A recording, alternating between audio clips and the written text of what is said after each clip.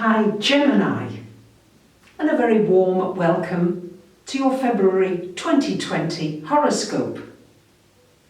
And the news this month is that on the 17th, your ruler Mercury goes retrograde until March 10th. Now don't get worried about it. There are many advantages to a retrograde, and as long as you know what to anticipate, then you're going to be able to make really good use of it. But a little more about that later in the video. Let's start out with the fact that Venus, planet ruling your love and money, is coming into your 11th house on the 8th. This is a wonderful time for meeting new people, for connecting with somebody that could even become a love interest. Might be a friend who becomes a lover.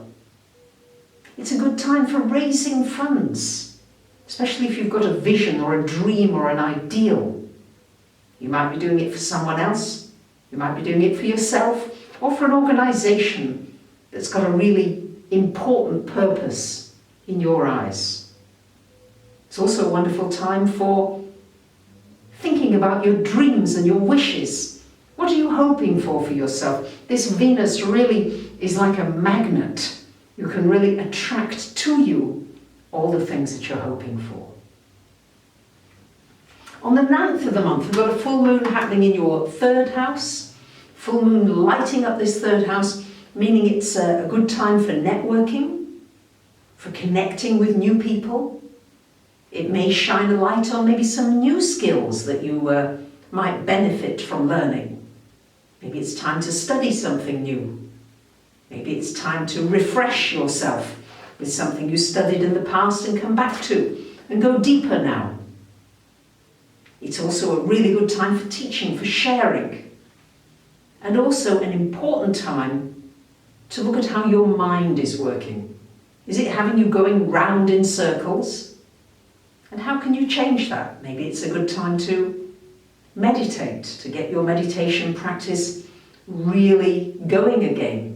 Or walking in nature, or anything that brings you into that calmer, brain wave. And on the 17th of the month, we've got Mercury going retro between then and the 10th of March, between your 10th and 9th houses. So, of course, the usual things apply during Mercury retrograde. If you must sign a contract, really check over the fine print as many times as you can. And if you're planning to travel somewhere, allow extra time. Make sure you've got other things to distract you in case there is a delay. Not saying that there will be, because sometimes I've known it during Mercury retrogrades, I've sailed through security and the planes even landed early. So you never can tell. Mercury sometimes brings you what you don't expect in terms of things to do with travel. Technology, back up your hard drive, those kinds of things. With it retro here in the 10th and the 9th for you, Gemini's good time maybe some of you to rethink your career, your work direction, and also your spiritual path. What can you do to bring more meaning into your life? What can you do to feel as though you're really contributing and making a difference, as you so much want to do? You might be travelling back to somewhere that you went a long time ago or a while ago, and you go back there with new eyes and a new perspective. And on the 19th of the month, we've got the Sun, so Mercury will be back here. We've got the Sun in your 10th, and on the 23rd, a lovely new moon in the 10th. And, sorry, I should have mentioned on the same day that Mercury goes retrograde, Mars coming into the 8th. So we've got a lot of planets coagulating here. The Mars in the 8th, along with Pluto, Jupiter, Saturn.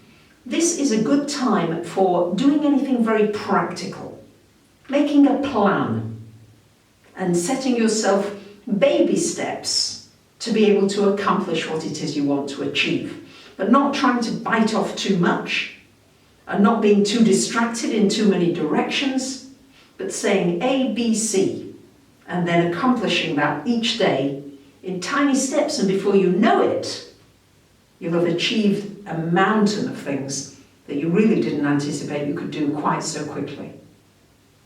Then we get all these guys up in the 10th house, so opportunities maybe for a new career move, a promotion, a new work opportunity, a new business opportunity, and an opportunity as well to come out a little more into the world, to share your gifts. If your gift is writing, get blogging. If your gift is speaking and teaching, offer a course. If your gift is healing, offer something that you can do. It's really time, very much when the planets are up at the top, for not being afraid to really come out and share your many gifts and talents, dear Geminis. You've got a lot of them. Oopsie daisy, I do apologise. With Mercury retro, I've got everything a little retro. So Uranus, of course, in the 12th house, really sparking for many of you a lot of awakening energy. Awakening to new possibilities, awakening to things that you didn't know you could do and suddenly find, maybe I've got more of an interest in my psychic abilities. Could I channel my writing? Could I channel everything that I do so that I tune into higher frequencies and bring in something that's very profound and meaningful and new? I wish you a wonderful month. Thank you for commenting, liking, subbing and sharing.